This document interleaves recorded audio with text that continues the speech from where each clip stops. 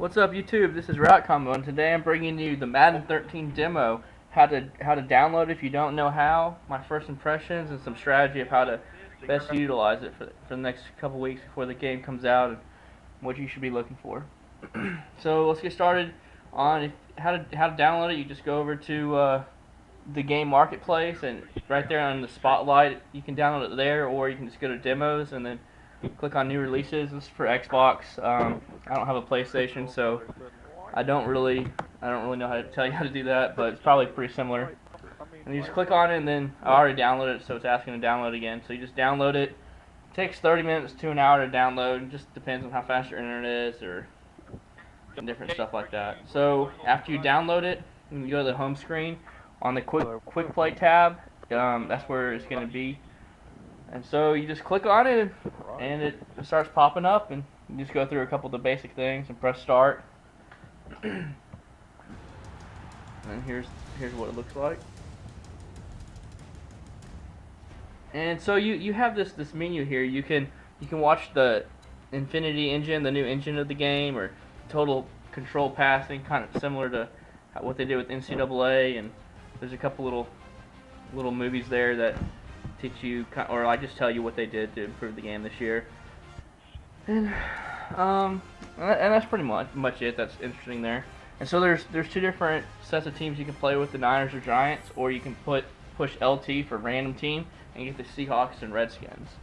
I played a couple games. I played with the Niners and the Redskins so far. And at this menu, you can't really do much with the advanced settings because you can't change the playbooks or anything. So just click whatever, all Madden or all Pro, whatever you want to do, and then I always do conventional right here because I can't stand game flow. And so here, let's get into the game, and it looks nice. I'm not too huge on like the graphics and like you see every detail of a player. That player doesn't have a tattoo, his tattoo's not shown or whatever. But the graphics look nice. I think they improve every single year. But I'm all about the gameplay. I would rather have a lot less amazing graphics and a lot better gameplay. And so I'm just going to show you some highlights of a few plays and just a couple little different things, and then you can figure everything out on your own as well. So definitely go in there and try it out. But man, Vernon Davis looks ripped right there. So the first thing you're going to have to do is press pause. This is something all of y'all are going to want to do.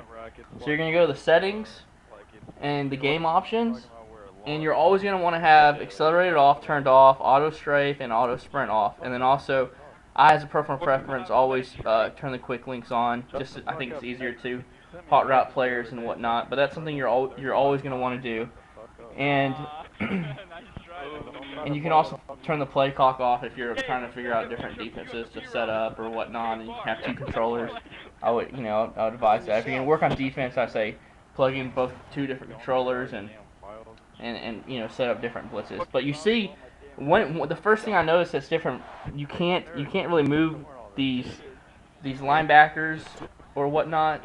You see how I try to move them up and stack them in a gap, or like move them outside, and once you click off, you see how he goes back to his original position, which is nice. It's gonna be different, which I like. That I don't want the same 3 or 4 man blitzes that get in every single time, get recycled every single year, because I think it's nice to be able to have to figure out different blitzes in the game. And another thing I noticed was that maybe you don't have to have as many nano blitzes or whatever you call to confuse the AI, because I feel like the pass rush gets there a little faster.